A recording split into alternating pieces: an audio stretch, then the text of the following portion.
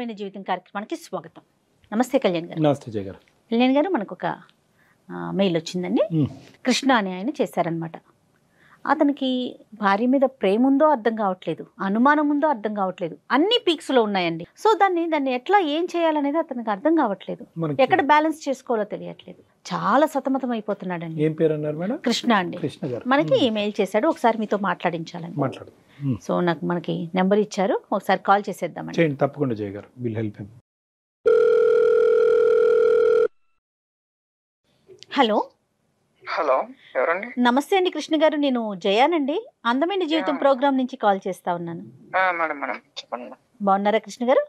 ఏదో ఉన్నాం మేడం, కొన్ని రోజులు ఉంటే తర్వాత ఫోన్ చేయాలంటే నేను ఖచ్చితంగా పిచ్చి హాస్పిటల్లో ఉండాలి. అయ్యయ్యో అట్లా ఏం ఉండదండి. జీవితం ఎప్పుడు ఎత్తు పల్లాలు ఉంటానే ఉంటాయి, కష్ట సుఖాలు ఉంటానే ఉంటాయి. మీ గురించి నేను బ్రీఫ్గా చెప్పాను అంతే, చాలా చాలా తక్కువగా మాట చెప్పాను కళ్యాణ్ గారికి. డాక్టర్ కళ్యాణ్ గారు ఉన్నారు స్టూడియోలో, ఒకసారి మాట్లాడతారా? ఇవ్వండి మేడం. నమస్తే కృష్ణ. నమస్తే సార్. చిన్నపిల్లడు పెద్దోడు ఎంత నీ వయసు? నా వయసు 28 సంవత్సరాలు సార్. 28 years. చిన్న చెప్పినా ఏంటి సమస్య? నేను ఒక అమ్మాయిని లవ్ చేసి పెళ్లి చేసుకున్నాను సార్. 1 year పాటు రిలేషన్షిప్ లో ఉన్నాము. ఆ తర్వాత పెళ్లి అయ్యి నాకు 1.5 year అయింది. 1.5 year. వేరే ఏ గొడవలు లేవు సార్.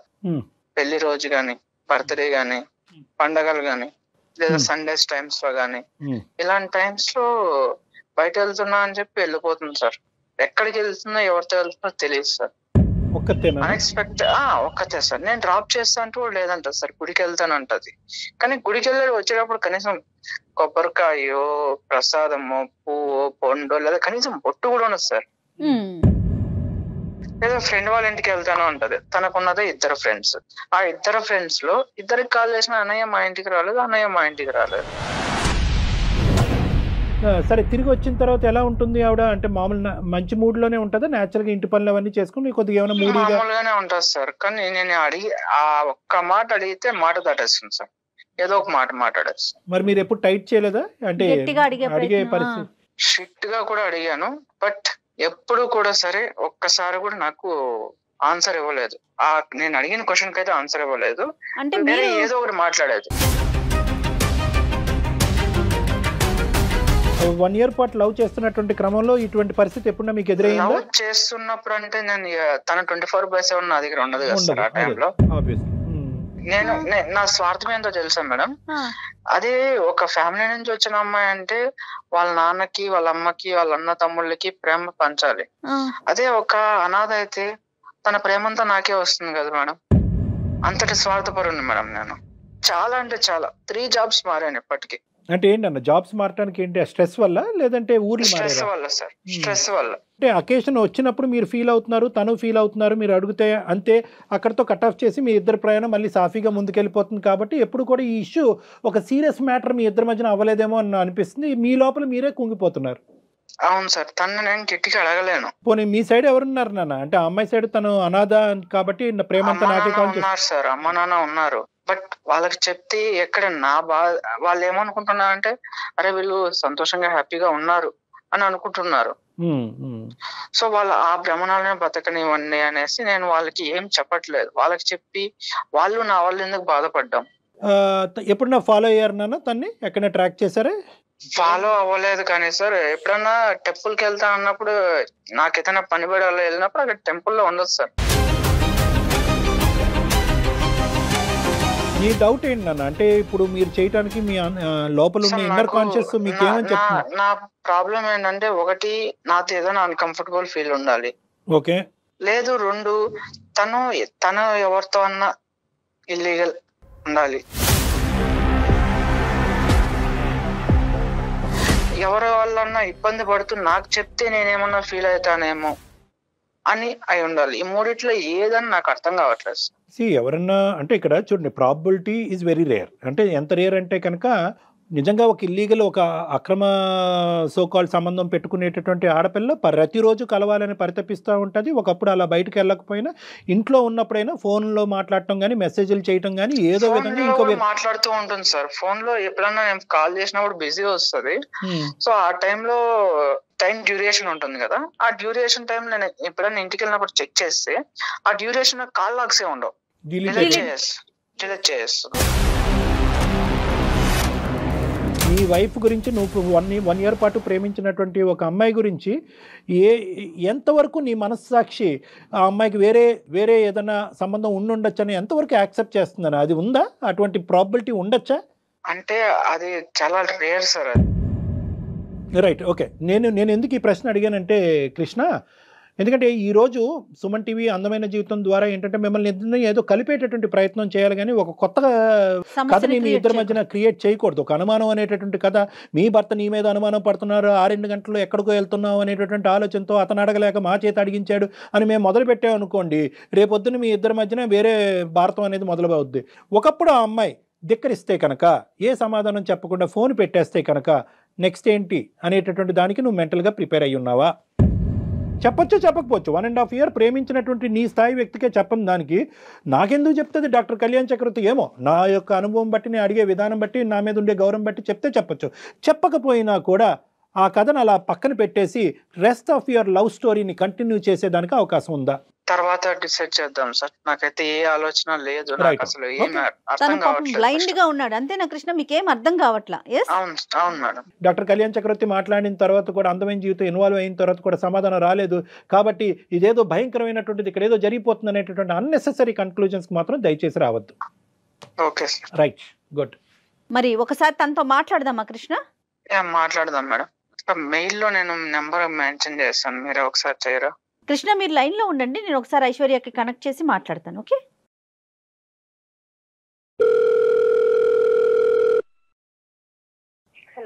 హలో ఐశ్వర్య గారు, నమస్తే అండి. నమస్తే అండి. ఎవరు? నేను జయానండి, అందమైన జీవితం ప్రోగ్రామ్ నుంచి మాట్లాడుతా ఉన్నాను. ఓకే, చెప్పండి మేడం. మీ హస్బెండ్ కృష్ణ గారు లైన్ లో ఉన్నారు, ఒక్కసారి ఆయనతో మాట్లాడండి, దెన్ మళ్ళీ నెక్స్ట్ నేను మాట్లాడతాను. హలో కృష్ణ, మేడం మీ వైఫ్ ఉన్నారండి, ఒకసారి తనకి మాట్లాడండి. హలో. హలో ఐశ్వర్య చెప్పండి. కళ్యాణ్ చక్రవర్తి గారు, జయ మేడం ఉన్నారు. ఏమైందండి? మీరు ఎక్కడున్నారు? ఏమైందో నీకు తెలీదా? 1.5 year గా నేను అడిగి అడిగి అడిగి అడిగి వ్యక్తి పుట్టిపోయింది నాకే.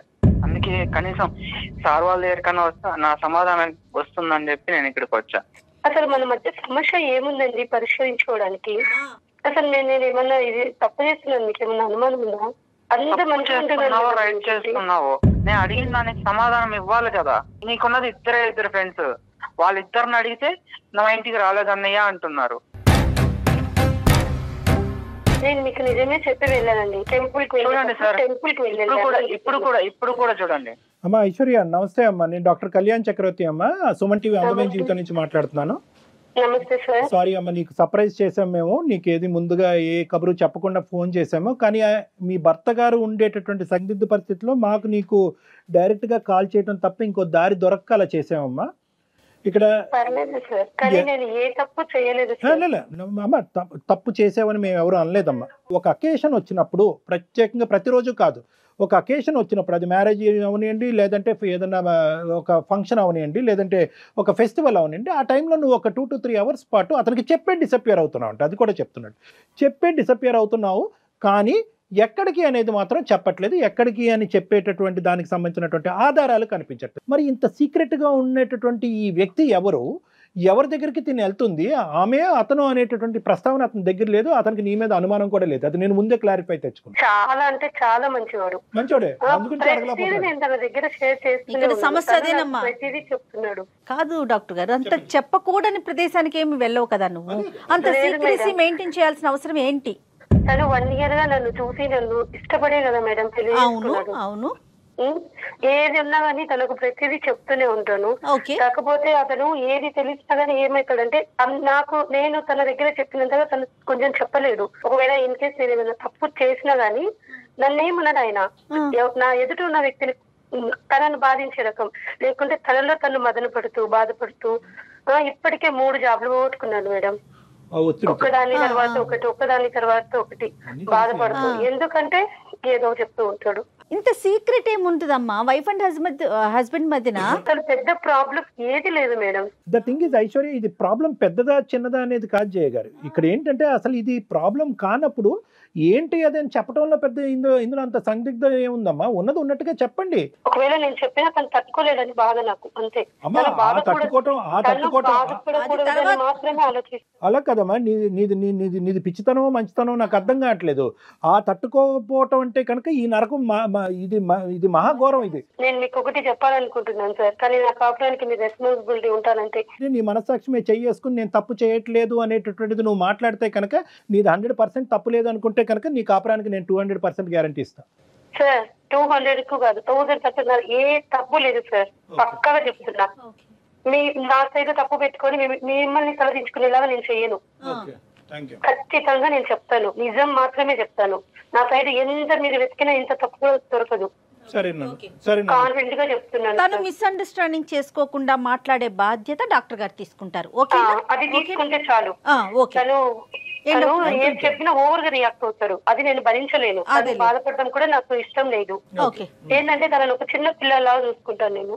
కానీ మరి సమస్య ఇక్కడ దాకా వచ్చింది కదా తల్లి, రివీల్ చేయక తప్పదు. ఇంకా అందుకే మేడం నేను చెప్పాలని నిర్ణయం తీసుకున్నాను. చెప్తాను, ఖచ్చితంగా మీ దగ్గర చెప్తాను, ఒప్పుకుంటాను. ఏం చేసింది ప్రతిదీ చెప్తాను. కానీ తను ఒప్పుకోవాలి, ఎందుకంటే తను బాధపడకూడదు. ఇప్పుడు చెప్పేసి తను అర్థం చేసుకునేటటువంటి విధంగా మేము ఆ ప్రాసెస్ ని ఫెసిలిటేట్ చేస్తామని చెప్తున్నాం అమ్మా. అతను రియాక్ట్ అవ్వకూడదు, అతను మాట్లాడకూడదు, అతను చెవులు మూసుకోవాలంటే కనుక అసలు ఏంటో. అదేం లేదు సార్, తను ఒక మంచి మనసు ఒప్పుకుంటే చాలు నాకు.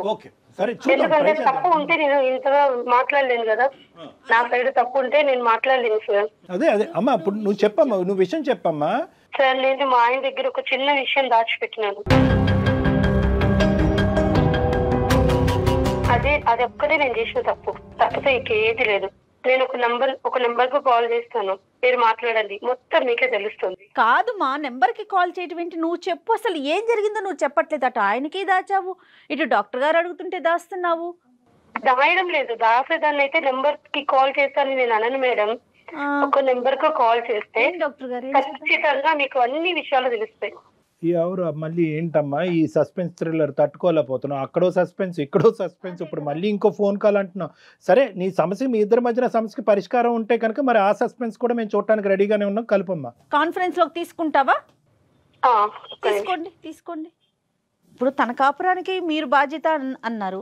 సో తప్పు జరగనంత వరకు ఓకే మీరు చూసుకుంటామన్నా, మళ్ళీ ఇంకొక కాల్ ఏంటో అర్థం కాలేదు మరి.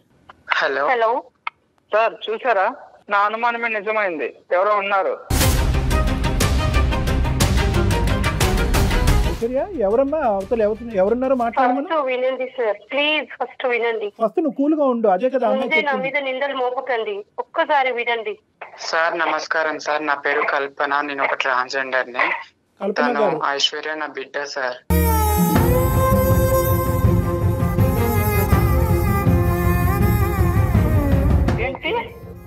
ఐశ్వర్య నా బిడ్డ సార్. అవును సార్. అసలు అర్థం కావట్లేదండి, కొంచెం క్లియర్ గా చెప్పండి సార్. యాక్చువల్లీ నేను ఒక ట్రాన్స్జెండర్ ని, నేను భిక్షాటానికి వెళ్తుండే రోజు. తను ఐశ్వర్య ఒక బస్ స్టాప్ లో దొరికింది నాకు. 2 years ఉంది తనకి. అయితే నేను తనని ఆ రోజు నేను తీసుకెళ్లి నా దగ్గర పెట్టుకుని 1 నెల రోజులు నేను చూశాను. తన వాళ్ళు ఎవరైనా వస్తారేమో దోలాడుకుంటూ వాళ్ళకి ఇచ్చేద్దాం అనేసి. నెల రోజులు చూసినా కూడా ఎవరు రాలేదు. సో రాకపోవడంతో నేను తనని పెంచుకున్నాను.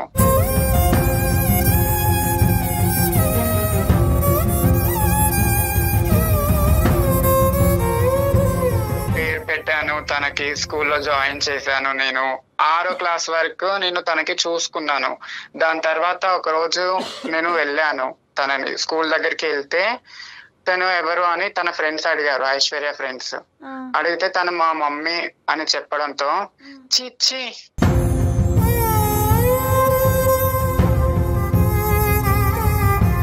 ఏంటి తను మీ మమ్మీయా? తను ఒక ట్రాన్స్జెండర్. చి మీ మమ్మీ అంటావేంటి నువ్వు? దీనితో ఫ్రెండ్షిప్ చెయ్యొద్దు మనం. వాళ్ళ అమ్మ ఒక ట్రాన్స్జెండర్ అని చెప్పేసి నా బిడ్డని దూరం పెడుతున్నారు.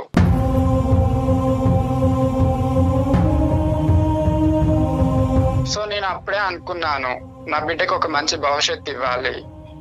నేను పడ్డ అనుమానాలు నా బిడ్డకు రాకూడదు అని నేను 6వ క్లాస్ తర్వాత తనని అనాథ ఆశ్రమంలో నేను జాయిన్ చేశాను.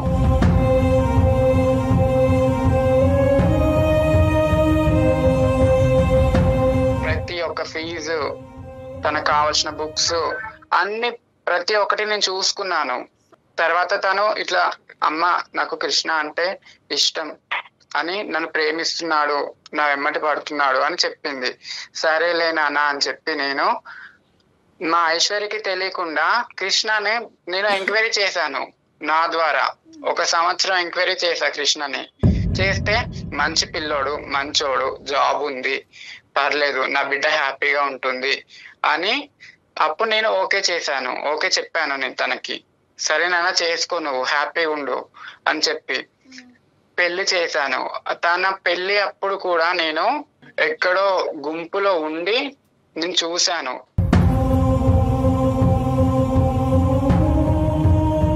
అనాథ ఆశ్రమం తరపు నుంచి తన పేరు మీద ఫిక్స్డ్ డిపాజిట్ 5 లక్షలు చేశాను.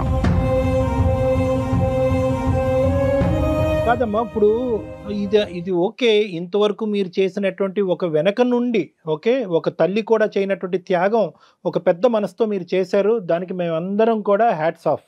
కానీ ఇది పెళ్లి చేసుకునేటటువంటి భర్తకి దాచిపెట్టవలసినటువంటి అవసరం ఏముందమ్మా? ఇప్పుడు మంచి అబ్బాయి అన్నారు, అర్థం చేసుకునేటటువంటి మనసు ఉంది. ఈ అమ్మాయి చిన్నపిల్ల, తెలియనటువంటి మనస్తత్వం.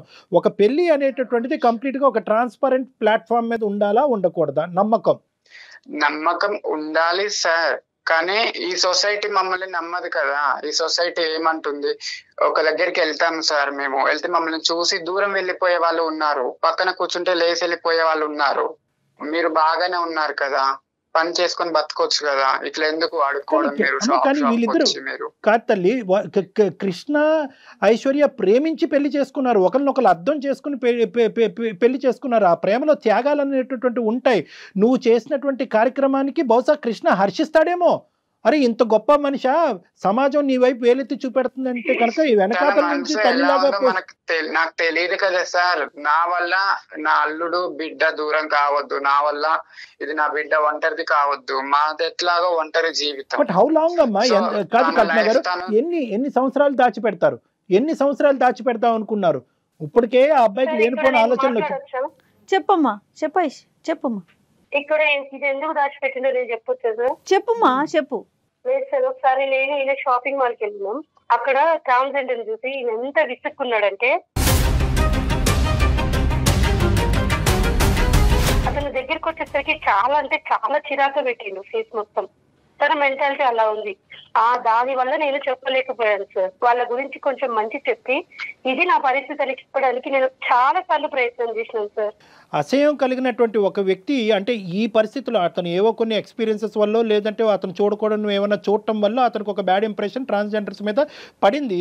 కానీ నీ జీవితంలో ఒక ట్రాన్స్జెండర్, ఒక ఆడపిల్ల యొక్క ఒక అనాథ అయినటువంటి ఒక ఆడపిల్లకు ఒక తల్లిలాగా నిలబెట్టి జీవితంలో ముందుకు పంపించిందనే ఒక గొప్ప ఎగ్జాంపుల్ చెప్తే కనుక బహుశా అతని ఆలోచన శైలి మారిపోయి ఉండేదేమోనమ్మా.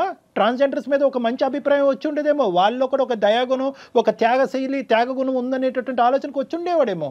నిజమే సార్, అందుకే నేను వాళ్ళలో ఉన్న మంచితనం చెప్పడానికి కూడా నేను చాలా సార్లు ప్రయత్నం చేశాను. కనీసం వాళ్ళు ఊపే ఎత్తనియడు సార్ ఇంట్లో. ఇప్పుడు మనకి ప్రధానంగా కావాల్సింది కృష్ణ యొక్క రియాక్షన్ కావాలి నాకు ఇక్కడ. కృష్ణ, నీ రియాక్షన్ ఏంటి? ఇప్పుడు ఆవిడ ఒక ఫోన్ కాల్ కలిపింది, ఆ ఫోన్ కాల్లో ఒక మగగంతుకు లాంటిది వినిపించేటప్పటికి, అదిగో మేడం ఒక అబ్బాయి మాట్లాడుతున్నాడు బ్యాక్గ్రౌండ్ చూసారా, నేను అనుకున్నది నిజమైందని అన్నారు. కానీ అది నిజం కాదు. మీరు మాట్లాడుతుంది ఆ అమ్మాయి తల్లికి మించినటువంటి ఒక తల్లితో మీరు మాట్లాడుతున్నారు. ఇప్పుడు మీ అభిప్రాయం ఏంటో నాకు చెప్పండి.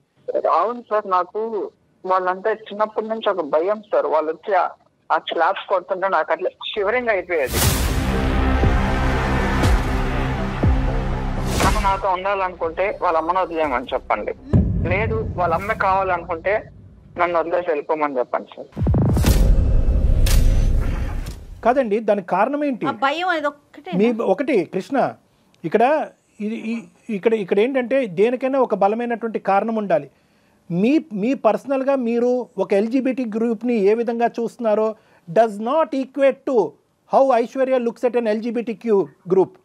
ఆ అమ్మాయికి ఒక ప్రాణాన్ని ఇక్కడ నేను ఐశ్వర్య ఏదైనా తప్పు చేసిందంటే, కల్పన గారు ఏదైనా ప్రీమెచ్యూర్గా అనాలోచితంగా చేశారు అంటే కనుక మీకు చెప్పకపోవటం అనేటటువంటిది ఒక ప్రధానమైనటువంటి అంశం. అందుగురించి నేను అన్నాను, ఎంతకాలం దాచిపెడదాం అనుకున్నారంటే కనుక ఒక కూతురు అల్లుడి మధ్యన నేను ఒక ఇదిగా అవ్వకూడదమ్మా, ఇంతకాలం నేను ఇంత కష్టపడి పెంచినటువంటి నా కూతురు జీవితాన్ని నాశనం చేసినటువంటి ఒక తల్లిగా నాకు ఒక చరిత్రలో నేను ఉండకూడదు అనే ఆలోచనతో నేను వెనక నుంచే ఇప్పటికీ జీవితాంతం వెనక నుంచే నడపాలి అనేటటువంటి ఆలోచనని, అందులో మంచి ఉంది అనేది 99% మంది సమాజం నమ్మినా కూడా 1% మందిలో నేను ఒకనేమంటానంటే, అమ్మ పెళ్ళి అంటే కనుక నీతిమైనటువంటి పెళ్ళే కదమ్మా, ట్రాన్స్పరెంట్గా ఉండాలి కదా, నమ్మకం అనే బేస్మెంట్ మీద నడిచేది కదా, అన్నీ చెప్పుకుంటే కనుక అబ్బాయిని మనసు మార్చచ్చు కదా అనేటటువంటి ఒక్క అంశంలోనే ఆవిడ వైపు నేను వేలెత్తి చూపెట్టా.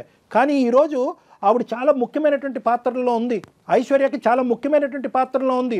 మీ అభిప్రాయం ఐశ్వర్య అభిప్రాయం అవనవసరం లేదు.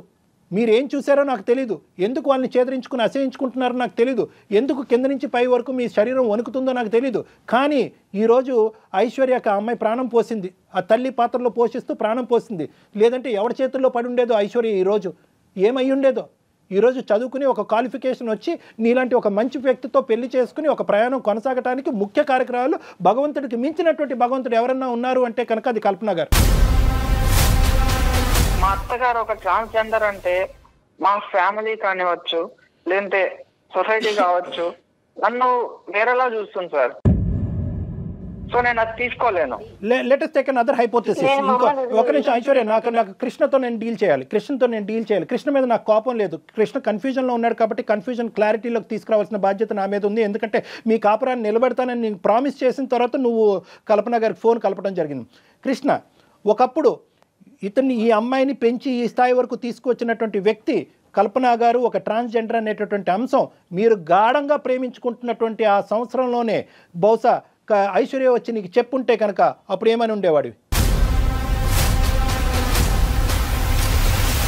సార్ నా ప్రేమ కాదు సార్, ఇప్పుడు తను మా అత్త అని చెప్పుకోండి, ఎలా చెప్పుకోగలుగుతాను సార్ నేను? అత్త కాదు ఎవరు కాదు. ఈ అమ్మాయి ఈరోజు ఇది దాచిపెట్టకుండా మీరిద్దరు ప్రేమించుకున్నటువంటి క్రమంలో మన ప్రేమను నువ్వు యాక్సెప్ట్ చేసావు, మన ఇద్దరు ఇంత గాఢంగా ప్రేమించుకుంటున్నావు, మన ఇద్దరు ముందుకెళ్ళి పెళ్లి చేసుకోబోతున్నావు.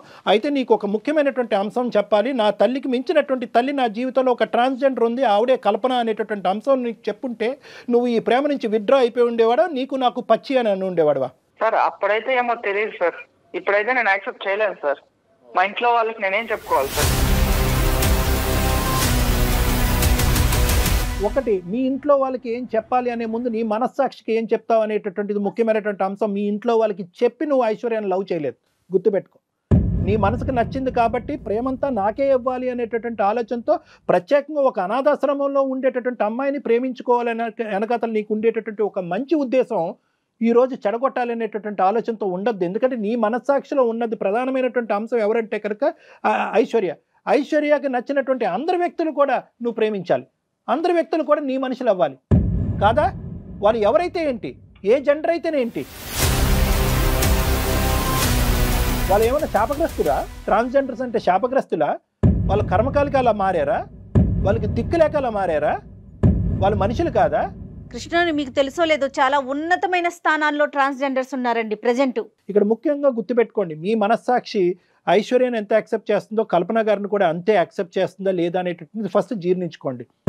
దాని తర్వాత మీ పేరెంట్స్కి ఎలాగ అది డిఫైన్ చేస్తారు, ఈవిడ ఎంత త్యాగం చేసింది, ఎవరు ఈ ప్రపంచంలో వాళ్ళు మేలా ఫీమేలా, జెండర్ ఐడెంటిటీ వల్ల ట్రాన్స్జెండర్స్ అనేటటువంటి అంశం తీసి పక్కన పెడితే అక్కడ కామన్గా కలిసేటటువంటి చొక్క ఏదన్నా ఉందంటే కనుక అది మానవత్వం. సో కాబట్టి ఏంటంటే మానవత్వం అనేటటువంటి అంశాన్ని మీ పేరెంట్స్ తీసుకెళ్తే కనుక మనసున్న మనుషుల్లాగా వాళ్ళు అది కూడా యాక్సెప్ట్ చేస్తారు. ఇక్కడ కావాల్సింది మానవత్వం. ఒక అనాథ పిల్ల ఒక బస్ స్టాండ్లో ఉంటే కనుక అది కూడా ఏంటి, ఇవిడు వెళ్ళి ఎత్తుకుని కాజేయలేదు ఆ పాపని, నెల రోజుల పాటు అదే బస్ స్టాండ్లో పడిగాపులు కాసింది. ఆ ఆడపిల్లని, ఆ 2 సంవత్సరాల ఆడపిల్లని తీసుకుని ఆ అమ్మాయిని పావుగా వాడుకుంటూ భిక్షాటన చేయలేదు. ఆ అమ్మాయిని చదివించింది, స్కూల్కి పంపించింది, బట్టలు ఇచ్చింది, అన్ని సదుపాయాలు ఇచ్చింది. బహుశా ఒక కన్నటువంటి ఒక తల్లిదండ్రుల కంటే ఎక్కువగా చూసుకుని, అయ్యో నా వల్ల ఈ ఆడపిల్ల వైపు సమాజం అంతా ఏలు చూపెడితే కనుక ఇలా చీడ పురుగులాగా నా కూతుర్ని చూడకూడదు అనేటటువంటి ఉద్దేశంలో తీసుకెళ్ళి తన కడుపుని చంపుకుని, మనసును చంపుకుని వెళ్ళి అనాథాశ్రమంలో జాయిన్ చేసింది. అంటే ఏది, ఒక ప్రేమ, ఒక బాండింగ్ డెవలప్ అయిన తర్వాత అనాథాశ్రమంలో పెట్టడం అనేటటువంటి దాని వెనకతలు ఎంత త్యాగం ఉంటుందో ఒక్కసారి అర్థం చేసుకో కృష్ణ. ఈరోజు ఆ అమ్మాయి పడినటువంటి ఆ కల్పన గారు పడినటువంటి ఆ మానసికపరమైనటువంటి క్షోభ ఏది, ఒక ఆడపిల్ల తన దగ్గరికి వచ్చింది, మళ్ళీ సమాజం గురించి నాకు ఆడపిల్ల ఎక్కడ అవమానం ఫీల్ అవుతుందని చెప్పి మళ్ళీ అనాథాశ్రమంకి దారదత్తం చేసింది. ఎంత క్షోభనన్నది, ఎంత బాధ. ఇక్కడ నాకు కావాల్సింది ఏంటంటే మేలా ఫీమేలా ఏది అనేది కాదు, ఒక మానవత్వం అనేటటువంటిది ఇక్కడ గెలిచింది. ఆ మానవత్వాన్ని నువ్వు ప్రేమించాలి. నీ ఐశ్వర్యం నువ్వు ఎంత ప్రేమిస్తున్నావు అదే మానవత్వాన్ని ప్రేమించాలి. మీ పేరెంట్స్కి ఏం చెప్తావు అనేది సెకండరీ, టెరిషరీ, క్వాడ్రపుల్, అది ఇప్పుడు మనం ఆలోచించద్దు. నువ్వు యాక్సెప్ట్ చేస్తున్నావా లేదా, మానవత్వాన్ని నువ్వు యాక్సెప్ట్ చేస్తున్నావా లేదా? అంతటితో వదిలేయలేదండి, కట్న కానుకలు ఇచ్చి పెళ్లి చేసి పంపించింది. ఎవరు చేస్తారు నాన్న, ఎవరు చేస్తారు? మీ పెళ్ళికి వచ్చి కూడా దగ్గరకు వస్తే కనుక ఈవిడ్ని మళ్ళీ ఎలా ట్రీట్ చేస్తారు, ఒక చీడ పురుగులాగా ఈ సమాజం ట్రీట్ చేస్తుంది అనేటటువంటి ఉద్దేశంతో చిట్ట చివరి కుర్చీలో కూర్చొని అక్కడి నుంచి సుఖీభవ అనుకుంటూ దీవించినటువంటి మహాపతివ్రత ఆవిడ. ఏం మాట్లాడతారు ఆవిడ గురించి? మనం మాట్లాడటానికి సరిపోతామా? జెండర్ కాదండి చూడాల్సింది కృష్ణ, డాక్టర్ గారు చెప్పినట్టు మానవత్వం చూడండి, కొంచెం కళ్ళు తెరవండి. Okay ma'am. ఓకే కాదు నాన్న, నీలో ఇంకేం సెకండరీ థాట్ అనేది ఉండకూడదు. నువ్వు యాక్సెప్ట్ చేయాలి. ఐశ్వర్యాన్ని ఎలా అయితే యాక్సెప్ట్ చేస్తున్నావో అంత గొప్పగా ఆలోచించేటటువంటి ఆ మనిషిని కూడా యాక్సెప్ట్ చేయాలి. వీళ్ళు దాగుడు మూతలుగా వెళ్ళి కలుసుకోవటం అనేటటువంటిది ఇంకా ఆపేసి ఆవిడ కూడా మీతో పాటు కలిసి ప్రయాణం చేసేటటువంటి విధంగా ఒక వాతావరణాన్ని తీసుకురండి త్వరలో. నాకు ఏం చెప్పాలో అర్థం కావట్లేదు సార్, మీరు ఇలా చెప్తున్నారు. నాకు ఆలోచించుకోవడానికి టైం కావాలి సార్. ఓకే కృష్ణ, ఆలోచించుకోవటానికి టైం తీసుకో. కల్పన గారు మీరేమంటారమ్మా? నా కూతురు నా అల్లుడు ఇద్దరు హ్యాపీగా ఉంటే నేను వాళ్ళ లైఫ్ లోకి మళ్ళీ రాను సార్.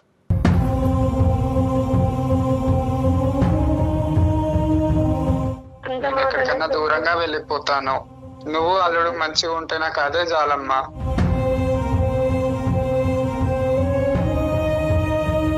కల్పన గారు మీరు అలా మాట్లాడకండి. ఇలా దొంగతనంగా కలుసుకోవడం అవసరం లేదు. ఇంకటి నుంచి పెళ్లి కాకుండా మీరు ఎలా ఉన్నారో అలానే ఉండండి. Very good very good very good Krishna, thank you. నేను ఇంట్లో వాళ్ళకి నేను ఏదో ఒకటి సర్ది చెప్పుకుంటా. Okay okay. తనని అన్ని సంవత్సరాలు పెంచకపోయింటే తను నా దగ్గరికి వచ్చేది కాదు. సూపర్, మంచి పాయింట్. ఒక్క లైన్, నేను చెప్పింది అంతా కూడా ఒక లైన్ లో సమరైజ్ చేశాను. మా ఇంకేం మనసులో పెట్టుకోకు, డాక్టర్ గారు మాట్లాడారు కదా, సంతోషంగా ఉండండి. ఓకేనా? Thank you so much madam. Kalpana గారు, ఈ సందర్భంగా అంటే వీళ్ళిద్దరితో మాట్లాడిన తర్వాత మీతో కూడా మాట్లాడినాక నిజంగా చెప్తున్నానండి, మీకు మనస్ఫూర్తిగా చేతులెత్తి దండం పెడుతున్నామండి. చాలా చాలా మంచి మంచి పని చేస్తున్నారు.